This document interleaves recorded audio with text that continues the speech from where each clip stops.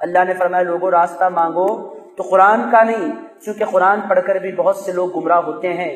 دنیا میں جتنے فرقے بنے قرآن پڑھ کر بنے، جتنے گمراہ فرقے ہیں سب سے پہلے دلیل میں وہ قرآن دیا کرتے ہیں۔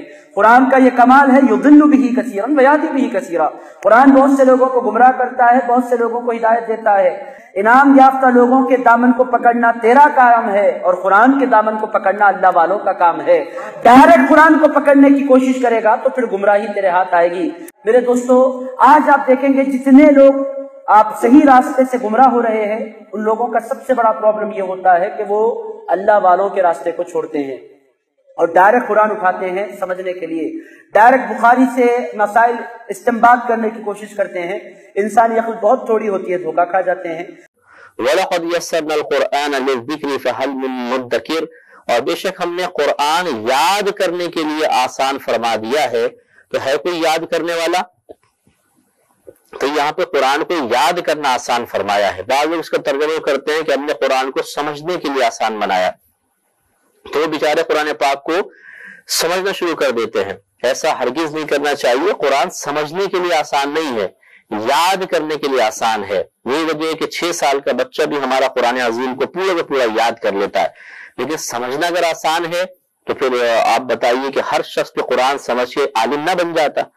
ہر شخص ایک بہت بڑا عالم دین ہوتا ہے، جو قرآن پڑھتے جاتے اس کو سمجھتے جاتے۔ جب سمجھنا آسان رکھا ہے اللہ نے تو ہر گھر میں ایک عالم ہوتا، قرآن کا عالم، جو قرآن کے تمام علوم کو جانتا ہوتا، لیکن ایسا نہیں ہے۔ لہٰذا معلوم یہ ہوا کہ اس کے ظاہری مفہوم کو اس طرح بیان کرنا کہ یہ قرآن کو سمجھنے کے لیے آسان بنایا گیا ہے، لہٰذا ہم خود بھی اپنی محنت سے اس کو سمجھ سکتے ہیں، ایسا نہیں ہے۔ اگر کوئی اس کا دعوے دار ہے تو وہ غلطی پر ہے۔ یضل بہ کثیرا ویہدی بہ کثیرا، سورہ بقرہ میں ہے۔ قرآن انسان کو گمراہ بھی کرتا ہے اور قرآن انسان کو گائیڈنس بھی مہیا کرتا ہے۔ یہ قرآن خود کہتا ہے یضل بہ کثیرا ویہدی بہ کثیرا، قرآن انسان کو گمراہ بھی کرتا ہے۔ محمد لقمان کرک سے، میں رمضان المبارک میں قرآن ترجمہ کے ساتھ پڑھنا چاہتا ہوں، آپ رہنمائی فرمائیں کہ کس مترجم کی تلاوت کروں؟ شکریہ۔ بالکل کسی مترجم کی تلاوت آپ نے نہیں کرنی، یہ بات یاد رکھیں۔ عام بندہ جب قرآن کا ترجمہ اٹھا کے اس میں غور و خوض شروع کرے گا، یہ گمراہی کا دروازہ کھلے گا۔ میری جان من، قرآن کریم اتنا لاوارث نہیں ہے کہ آپ اس کو بغیر قرآن کے ماہر کے پڑھنا شروع کر دیں۔ ڈاکٹری میڈیکل کی کتاب آپ بغیر ماہر کے نہیں پڑھتے، تو قرآن کریم بغیر ماہر کے آپ کیوں پڑھیں گے؟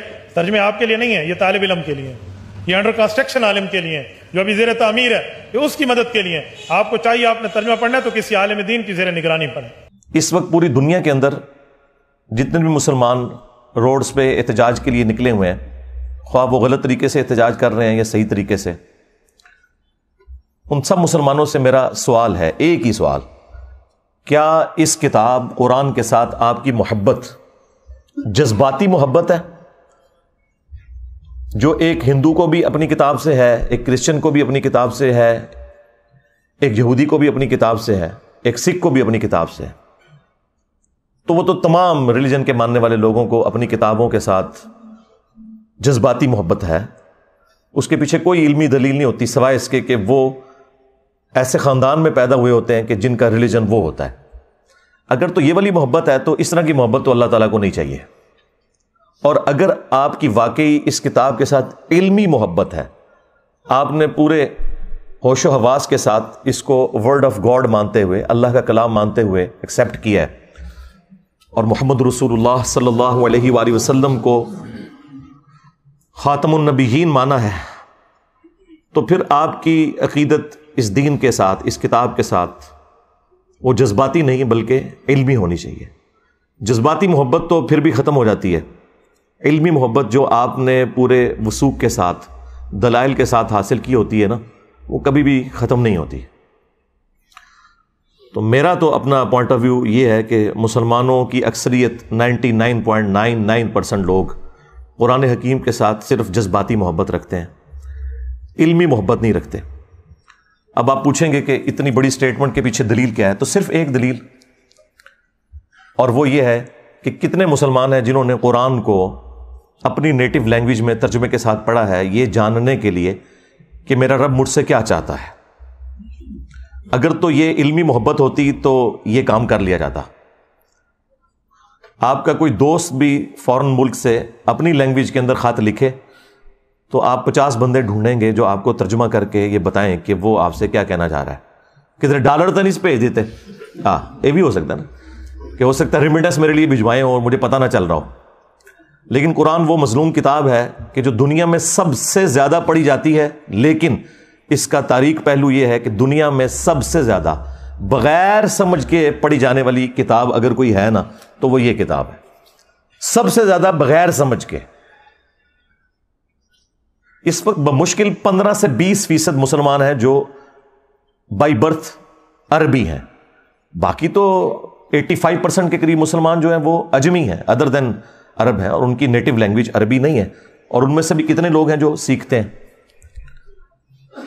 تو اگر علمی محبت ہے مسلمانوں کی تو یہ جو پروٹیسٹ ہو رہا ہے یہ اپنی جگہ. سب سے پہلے تو اپنے خلاف پروٹیسٹ کریں نا کہ ہم نے اس کتاب کے ساتھ کیا کیا ہے. ہماری عوام نے، ہمارے علماء نے، عوام نے اسے مردے بخشوانے کا ذریعہ مان لیا ہوا ہے، بس اس سے زیادہ کچھ نہیں ہے. یا زیادہ سے زیادہ کسی نے چھلانگ ماری تو ناظرہ، کسی نے تھوڑی لمبی چھلانگ ماری تو بچے کو حفظ کروا دیا، ایک طوطا بنا دیا جسے کچھ نہیں پتا، اور وہ اس امید میں ہے کہ یہ حافظ قرآن ہمیں ساتھ لے کے جائے گا. کتنے لے کے جائے گا یہ آگے جا کے پتا چلے گا. بھائی یہ جو ابو داؤد کی حدیث المستدرک للحاکم میں جو حدیث موجود ہے، مشکات کے اندر بھی موجود ہے، حافظ قرآن کی فضیلت کے اعتبار سے وہ اس حافظ کے لیے جس نے قرآن کے حلال کو حلال اور حرام کو حرام جانا. جس حافظ قرآن کو یہ پتہ ہی نہیں قرآن میں کیا لکھا ہوا ہے تو وہ یہی کرے گا نا کہ رمضان کے دنوں میں چھوٹی چھوٹی وہ خشخشی داڑھی رکھ لے گا اور تراویح پڑھائے گا مسجد کے اندر جا کے، اینڈ پہ معاوضہ وصول کرے گا اس کا، اور عید والے دن جا کے شیو کروا دے گا، اور پھر اگلے رمضان میں دہاڑی لگانے کا انتظار کرے گا. زیادہ تر حافظ تو ایسے ہی ہیں. اور جو آپ کو باعمل حافظ قرآن نظر آ رہے ہیں تو ہمارے علماء کا بھی باعمل ہونا یہ ہے کہ کوئی پگڑی یا داڑھی رکھ لے اور شلوار ٹخنوں سے اوپر کر لے یا ہاتھ میں تسبیح پکڑ لے. یہ تو ایک چھوٹا سا جز ہے عمل کا. باعمل حافظ قرآن یہ ہے کہ جو قرآن کی تعلیمات کو منوان اسی طریقے سے تسلیم کرتا ہے اور اس پر عمل کرتا ہے. تو عمل تو اسی صورت میں کرے گا نا جب اسے پتا ہوگا کہ قرآن کے اندر کیا لکھا ہوا ہے. جب مسلمان کو یہ پتہ ہی نہیں قرآن میں کیا لکھا ہے اس نے عمل کہاں سے کرنا ہے. اب جن لوگوں کو سمجھ تھی، یعنی علماء کا طبقہ جن کا کام تھا کہ وہ عوام الناس کو دین سکھاتے، وہ الٹا اسلام کے دشمن بن گئے انجانے میں. یا ہو سکتا ہے بعض جان بوجھ کے بھی ایسے کرتے ہوں کہ انہوں نے پبلک میں یہ مشہور کر دیا کہ قرآن و حدیث ڈائریکٹ نہ پڑھنا، گمراہ ہو جاؤ گے. آپ مجھے ایمانداری کے ساتھ بتائیں کہ اگر یہ جملہ کوئی کافر بولے، جیوز میں سے، کرسچنز میں سے، ہندوؤں میں سے، کہ یار قرآن ڈائریکٹ نہ پڑھنا گمراہ ہو جاؤ گے، تو ہم اس کی شکل دیکھ کے یہ فیصلہ کریں گے اچھا یہ ہندو ہے نا اس لیے مجھے کہہ رہے، تو ہم اس کے ساتھ لڑ پڑیں گے کہ تو قرآن کا دشمن ہے. لیکن یہ جو مسلمان نما کافر ہر جمعے کو ممبر پہ چڑھتا ہے اور دنیا میں ملینز آف یہ کفار کے ایجنٹ مولویوں کی شکل میں ممبروں پہ چڑھے ہوئے ہیں اور آپ کو یہ کہتے ہیں قرآن و حدیث ڈائریکٹ نہیں پڑھنا آپ گمراہ ہو جاؤ گے، اس پہ تو آپ سبحان اللہ کہہ رہے ہوتے ہیں. اس پہ تو میں نے یہ آواز بلند کی ہے نا ان کے خلاف. باقی تو سارے گونگے شیطان ہی بنے رہے ہیں، یہ دبے الفاظ میں بات کرتے ہیں. جی علماء سے جا کے سیکھیں. علماء نے تو خود قرآن نہیں سیکھا ہوا. اور پھر مجھے نہیں سمجھ آتی کہ یہ پبلک کے اندر انہوں نے کیوں مشہور کر دیا ہے کہ جی قرآن ڈائریکٹ نہیں پڑھنا. بھئی قرآن کوئی بھی ڈائریکٹ نہیں پڑھتا. آج تک کسی نے قرآن ڈائریکٹ نہیں پڑھا. ایک مسلمان اردو لنگوسٹک والا جب احمد بریلوی صاحب کا ترجمہ پڑھتا ہے تو وہ قرآن ڈائریکٹ کہاں سے پڑھ رہا ہے؟ وہ تو احمد بریلوی صاحب سے قرآن پڑھ رہا ہے. اگر کوئی ڈائریکٹ اشرف علی تھانوی صاحب کا ترجمہ پڑھتا ہے تو وہ قرآن ڈائریکٹ کہاں سے پڑھ رہا ہے؟ وہ تو اشرف علی تھانوی صاحب سے قرآن پڑھ رہا ہے. اب کیا دنیا میں کوئی بریلوی یہ جرت کرے گا کہ میں اعلیٰ حضرت احمد بریلوی سے بہتر قرآن کا ترجمہ کر سکتا ہوں؟ کوئی زندہ یا مردہ عالم دین جو بریلوی مکتب سے تعلق رکھتا ہو یہ کلیم کر سکتا ہے کہ میں قرآن کو احمد بریلوی سے بہتر ٹرانسلیٹ کر سکتا ہوں؟ نیور. یا کوئی دیوبندی زندہ یا مردہ یہ کلیم کرے کہ میں اشرف تھانوی صاحب سے بہتر ترجمہ کر سکتا ہوں؟ یا کوئی اہل حدیث کہے کہ میں جونا گڑھی سے بہتر ترجمہ کر سکتا ہوں؟ یا کوئی اہل تشیع میں سے کہ جی میں سید فرمان علی شاہ سے بہتر ترجمہ کر سکتا ہوں؟ تو جب ہم لوگوں کو یہ ریفر کرتے ہیں کہ آپ اپنے اپنے مکاتب فکر کے علماء کے ترجمے پڑھیں تو ہم انہی علماء سے آپ کو پڑھا رہے ہوتے ہیں. یہ جو انہوں نے ڈکوسلا مچایا نا کہ ڈائریکٹ نہیں پڑھنا گمراہ ہو جائیں گے، انہیں کہ ہم ڈائریکٹ پڑھ ہی نہیں رہے. ہم تو پڑھ رہے ہیں آپ کے بڑوں سے. صحابہ کرام علیہم رضوان میں 1% بھی لوگ نہیں تھے جو لکھنا پڑھنا جانتے تھے. صرف یہ تھا کہ قرآن عربی میں تھا، ان کی اپنی زبان عربی میں تھی. نبی علیہ السلام جب قرآن پڑھتے تھے ان پہ اثر ہو جاتا تھا. آج اگر قرآن آپ کی نیٹو لینگویج کے اندر ہے، آپ بے شک لکھنا پڑھنا بھی نہ جانتے ہو، آپ کو پتہ چل جائے گا قرآن میں لکھا کیا ہوا ہے. مجھے بتائیں، یہ 11 ستمبر 2001 ٹوئنس ٹاور کا جو اٹیک ہوا امریکہ میں، اس کے بعد جو ہزاروں لوگ مسلمان ہوئے ہیں پچھلی 2 دہائیوں کے اندر، کیا انہوں نے علماء سے جا کے قرآن پڑھا؟ اور ان کی اوقات تو یہ ہے کہ دوسری اذان کے وقت لوگ مسجد میں آ رہے ہوتے ہیں. انہوں نے انگریزی میں قرآن کا ترجمہ پڑھا، اسلام قبول کر لیا.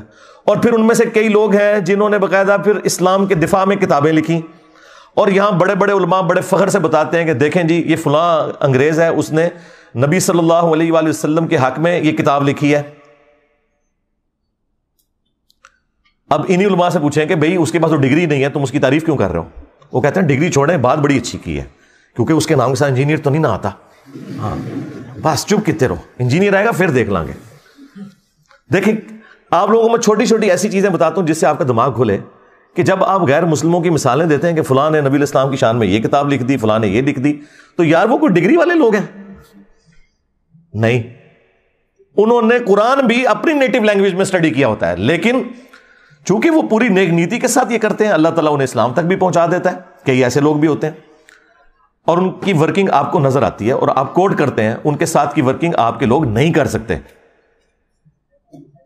اور یہی حال یہاں پر بھی ہے. جن لوگوں کو اللہ تعالیٰ نے قرآن کی خدمت کے لیے اٹھایا، آپ دیکھ لیں سارے کے سارے نان مولوی ہیں، چاہے مولانا مودودی رحمہ اللہ ہوں، ڈاکٹر اسرار صاحب رحمہ اللہ ہوں، احمد دیدار صاحب رحمہ اللہ ہوں، یہ سب کے سب لوگ اس مدرسہ سسٹم کی آؤٹ پٹ نہیں ہے، خدمت اللہ تعالیٰ نے ان سے لی ہے. تو یہ جو علماء ممبروں پہ چڑھ کے آپ کو یہ کہہ رہے ہیں کہ قرآن و حدیث ڈائریکٹ نہ پڑھنا گمراہ ہو جاؤ گے، ان سے بڑا اسلام کا دشمن کون ہو سکتا ہے؟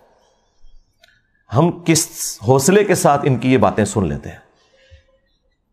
ویسے تو لاجیکلی یہ غلط بول رہے ہوتے ہیں، لیکن ان کے یہ الفاظ کیا قابل گرفت نہیں ہے کہ تم اسلام کی پیٹھ میں چھرا گھونپ رہے ہو؟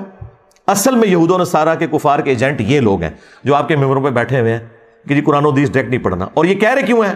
ان کو پتا ہے کہ ان کے فرقے کا کوئی عقیدہ قرآن و سنت کے مطابق نہیں ہے.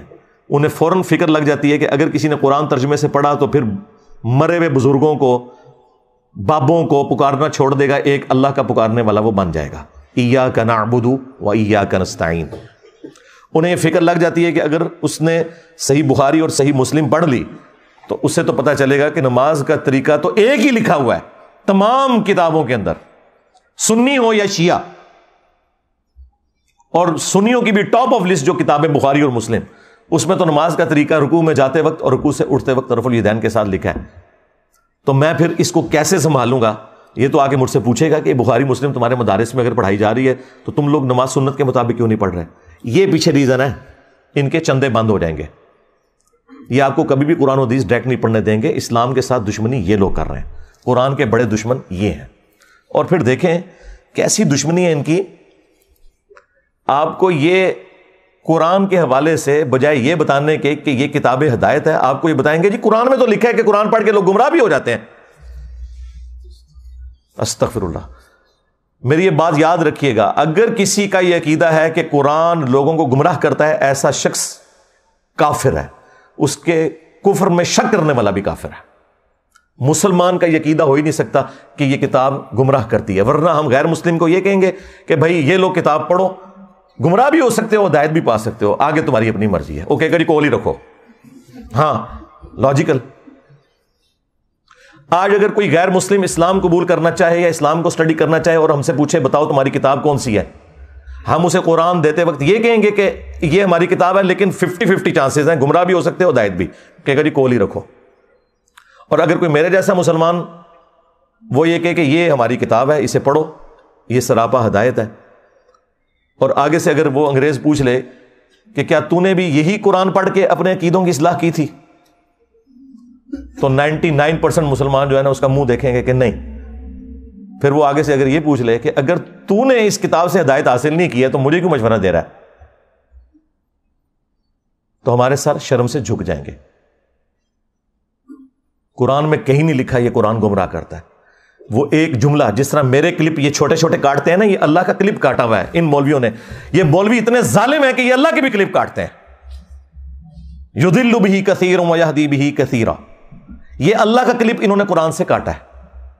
قرآن میں یہ نہیں لکھا ہوا تھا کہ یہ کتاب گمراہ کرتی ہے.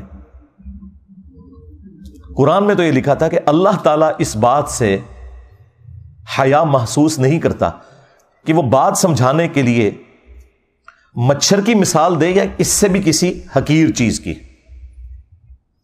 اس کا مقصد بات سمجھانا ہے. لیکن جو واقعی بات ماننے والے ہوتے ہیں، اللہ تعالیٰ فرماتا ہے کہ وہ یہ جانتے ہیں کہ یہ قرآن اللہ تعالیٰ کی طرف سے حق ہے. اور جو بات ماننے والے نہیں ہوتے وہ اس میں کیڑے نکالتے ہیں اور وہ کہتے ہیں کہ اللہ نے قرآن میں یہ مثال کیوں بیان کی، سورۃ الحج میں مکھی کی بیان کر دی، سورہ العنکبوت میں مکڑی کی بیان کر دی. تو اللہ تعالیٰ تو اتنی بڑی ہستی ہے تو یہ چھوٹی چھوٹی مثالیں کیوں بیان کرتا ہے؟ تو اس کے جواب میں اللہ تعالیٰ نے فرمایا کہ جو اہل ایمان ہے وہ تو جانتے ہیں کہ یہ حق ہے تیرے رب کی طرف سے، کیونکہ اس کا مقصد بات سمجھانا ہے. اچھا استاد وہ ہوتا ہے جو اسٹوڈنٹ کے لیول پہ اتر کے بات کو سمجھاتا ہے، اپنے علم کا روب نہیں ڈالتا موٹے موٹے الفاظ بول کے. لیکن یہ لوگ جو ہیں ان کے لیے پھر اللہ تعالیٰ کہتا ہے تمہارے لیے جواب یہ ہے کہ یضل بہ کثیرا ویہدی بہ کثیرا.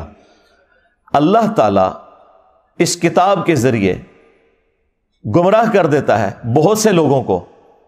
کن لوگوں کو؟ کہ جو نہیں مانتے کہ یہ اللہ کا کلام ہے اور جو اللہ کی مثالوں کے ساتھ ایگری نہیں کرتے. اور ہدایت دے دیتا ہے بہت سے لوگوں کو. وما یضل بہ الا الفاسقین، اور اس سے گمراہ نہیں ہوتے مگر جو فاسق ہیں. 2 نمبر لوگ جو اترے میں. اس کو مثال سے سمجھیں کہ ایک ہی بارش ہے، وہ اگر گندگی کے ڈھیر پر برسے گی تو وہاں سے تعفن نکلے گا، اور اگر مٹی پہ برسے گی وہاں سے پھول اور پودے نکلیں گے. تو اللہ تعالیٰ فرما رہا ہے کہ جو یہ قرآن کو تانا دیتے ہیں نا کہ قرآن میں چھوٹی چھوٹی مثالیں کیوں آئی ہیں، تو اللہ تعالیٰ فرمایا کہ جو اہل ایمان ہے وہ تو جانتے ہیں کہ اللہ بات سمجھانا چاہ رہا ہے، اور تم چونکہ بات نہیں سمجھنا چاہ رہے تو یہ اسی لیے نازل ہوئی ہے تاکہ تم اس میں کیڑے نکالو اور گمراہ ہو جاؤ. یہ بات اللہ تعالیٰ نے تانے کے طور پر، ٹونٹ کے طور پہ کی تھی، نہ کہ یہ بتایا تھا کہ قرآن گمراہ کرتی ہے. اللہ نے کہا کہ جو قرآن کو نہیں ماننا چاہتا وہ گمراہ ہو جائے گا، اور جو قرآن کو ماننا چاہتا ہے وہ ہدایت پا جائے گا. یہ بتایا ہوا تھا. اس کو انہوں نے کہہ دیا قرآن گمراہ کرتا ہے. نعوذ باللہ. یہ تو لکھے نہیں. یضل بہ، اللہ نے اس مثال کے ساتھ بہت سے لوگوں کو گمراہ کر دیا. کن کو گمراہ کر دیا؟ جو لوگ اس مثال کو نہیں ماننا چاہتے، چھوٹی چھوٹی مثالوں کو. اور بہت سے لوگوں کو ہدایت مل گئی. جس طرح قرآن میں کئی جگہ ہے کہ جب قرآن نازل ہوتا ہے تو جو اہل ایمان ہے ان کا ایمان بڑھتا ہے. جب کافر ان سے پوچھتے ہیں کہ یہ آیات نازل ہونے سے کیا ہوا، تو اللہ تعالیٰ فرماتا ہے کہ اہل ایمان تو کہتے ہیں ہمارا ایمان بڑھتا ہے اس سے. یعنی جو بات ماننے والے ہیں ان کا ایمان بڑھے گا. اگر کسی کا ایمان نہیں بڑھ رہا اور وہ کہہ رہا ہے میں اس سے گمراہ ہو رہا ہوں، تو اس کا مطلب یہ ہے کہ وہ تو ایمان والا ہی نہیں، اور یہ زیادہ تر مسلمان ہی کہتے ہیں. تو اپنے ایمان کی فکر کرو. پھر دوسری مثال آپ کو دیتے ہیں سورہ الجمعہ سے. وہ کہتے ہیں کہ جی سورہ الجمعہ میں اللہ تعالیٰ نے فرمایا ہے علماء یہود کی مثال گدھوں کی سی ہے، جس طرح گدھے پر کتابیں لاد دی جائیں.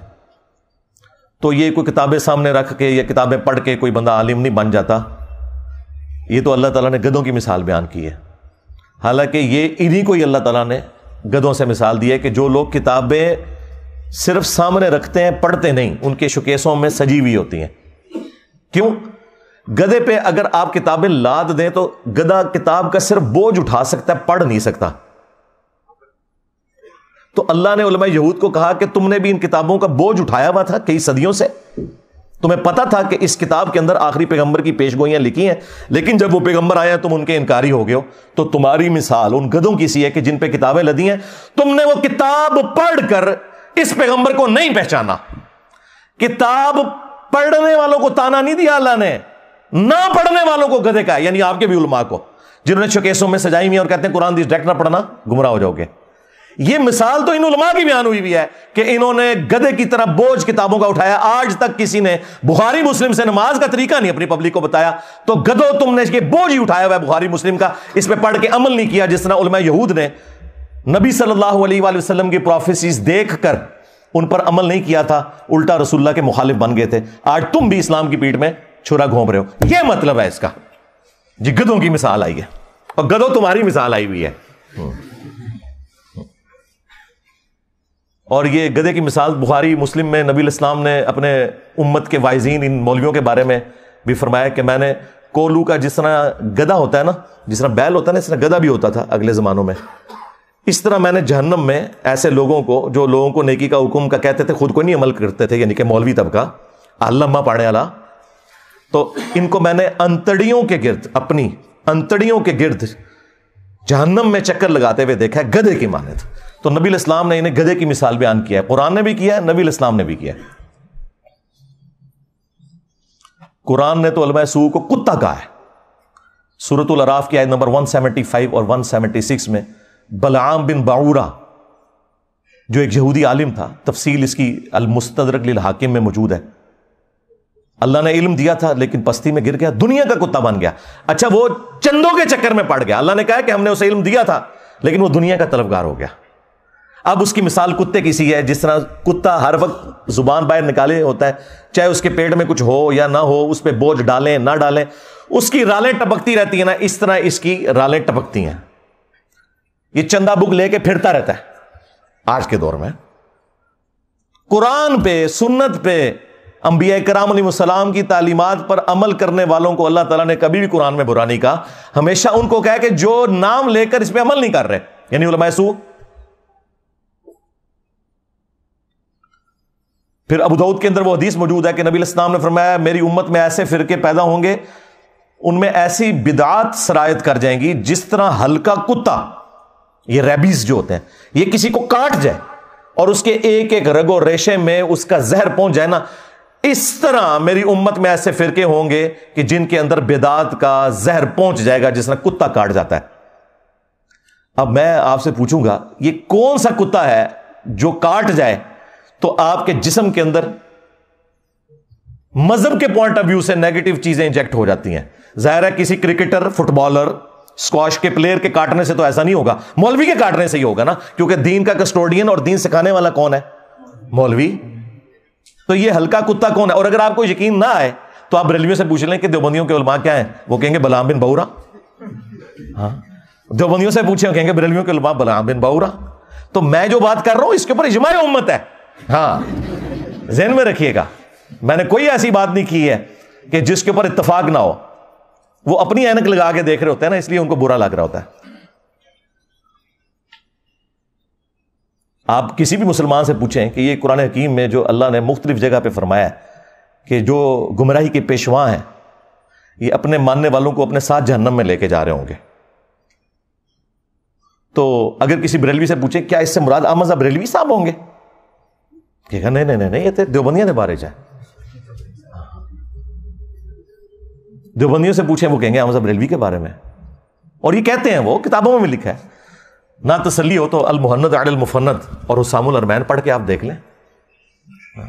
شیطانی لشکر کہہ دیا ہے، کتا تے شاہی کوئی نہیں، شیطانی لشکر. شیطان سے بڑا تو اللہ کا کوئی دشمن نہیں نا اس پلانٹ ارتھ پہ، اس کائنات کے اندر سب سے بڑا گمراہ شخص اگر کوئی ہے نا شیطان ہے. تو یہ سارے ایک دوسرے کو کہتے ہیں، صرف ہم نے اس کو ایکسپوز کر دیا ہے پبلک کے سامنے کہ ان کا پوائنٹ آف ویو کیا ہے. آج بھی یہ لوگ سوچ رہے ہوں گے کہ دیکھو مسئلہ سویڈن ہی جو ہے تو انجینئر صاحب ساڑھے مگر پہ گئے. اس لیے پڑھے ہیں کہ بھائی ان کی دشمنی تو سب پہ عیاں ہے، پوری دنیا کے لوگ انہیں برا کہہ رہے ہیں. تم لوگ جو ہے نا عزتیں اویل کر رہے ہو اللہ رسول کے نام کے اوپر، تمہارے جو چہروں کے اوپر میک اپ ہے نا یہ تو میں نہیں اتارنا ہے نا، ان سے ہمیں کم تکلیف ہے. تم نے ہماری نسلیں خراب کر دی، ہمارے آباء و اجداد کو جہنم میں پہنچایا. تم لوگوں نے قرآن و سنت کے نام پہ جو تم بتاتے رہے، جو چورن بیچتے رہے، وہ ہمارے بڑے یہی سمجھتے رہے یہی قرآن و سنت میں لکھا ہوا ہے. اس نے تو دنیاوی طور پر قرآن کو آگ لگانے سے کیا قرآن ختم ہو جائے گا؟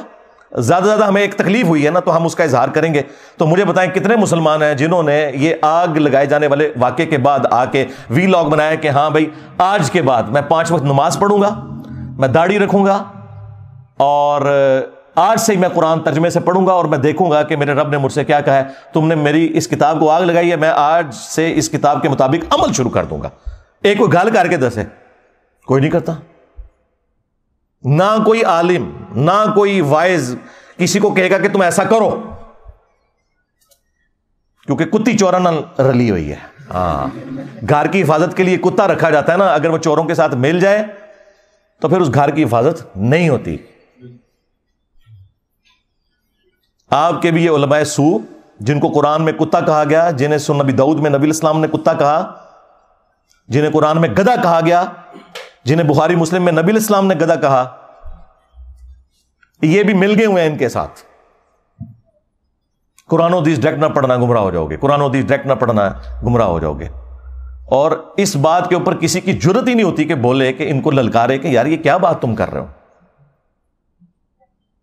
یہ اسلام کے ساتھ دشمنی کر رہے ہو. کیا یہ قرآن و حدیث میں کہیں لکھا ہوا ہے کہ قرآن و حدیث ڈائریکٹ نہ پڑھنا گمراہ ہو جاؤ گے؟ وہ ایک آیت تھی انہوں نے, جو میں نے اس کا بھی کھول دیا, کہ وہ اللہ تعالیٰ کا کلپ کاٹا ہوا ہے انہوں نے. اللہ نے کہا جو قرآن کو نہیں مان رہے وہ گمراہ ہو جائیں گے, اور جو اہل ایمان ہے وہ تو کہتے ہیں یہ حق ہے. یہ ساتھ ہی لکھا ہوا ہے اسی آیت کے اندر, یہ کلپ کاٹا ہوا ہے انہوں نے. پرانی آتا نے نا جی, پوتڑیاں دے بگڑے نے. انجینئر صاحب سے کلپ نہیں کاٹ رہے, انہوں نے اللہ دے بھی کلپ کٹے ہوئے نے. یضل بہ کثیر. اور ظالم انسان, کیا تجھے قرآن میں یہ آیت نظر نہیں آئی تھی؟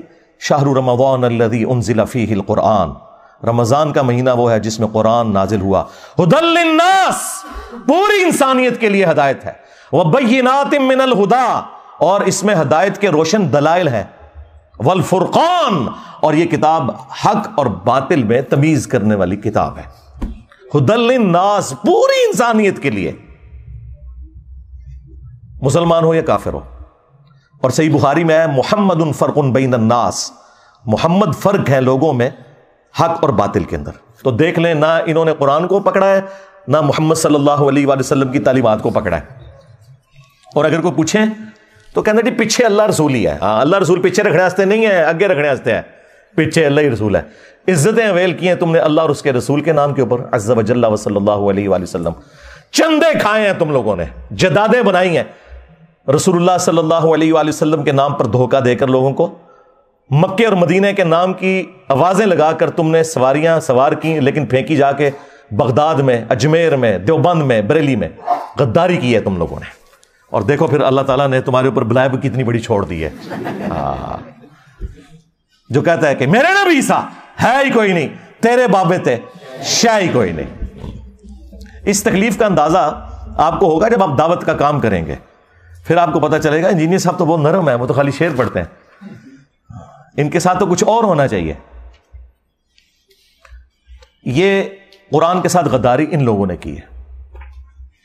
اگر آج مسلمان اس واقعے کے بعد یہ ایک سبق لرن کر لینا کہ ہم نے خود بھی قرآن پڑھنا ہے ترجمے سے, قرآن کی تعلیمات کو سیکھنا ہے اور اپنی اولاد کو بھی سکھانا ہے, تو میں کہتا ہوں یہ نقصان کچھ بھی نہیں ہے